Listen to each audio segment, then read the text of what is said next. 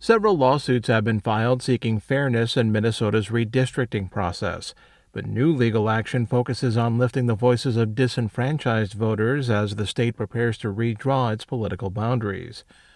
A coalition wants the Minnesota Supreme Court to compel the state to include input from BIPOC leaders and their communities.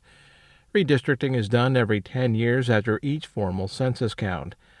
Anastasia Belladonna Carrera of Common Cause Minnesota says for far too long, these communities have had their political power diluted in the process. As a result, many do not benefit from equitable electoral power or a fair opportunity to elect candidates with shared interests who are going to take up those issues that are maybe unique to these communities and push them through the legislature or in local government. A handful of other lawsuits were filed this year from a range of groups asking for intervention in mapmaking.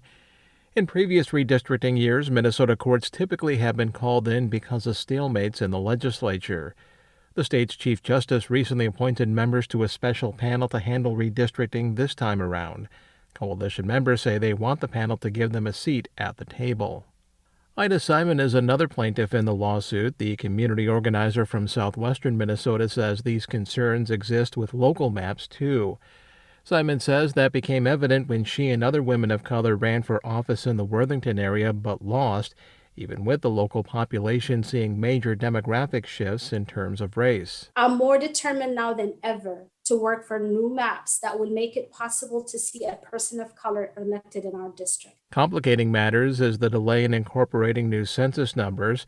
Because of the pandemic and other issues, the data won't be released until later this summer.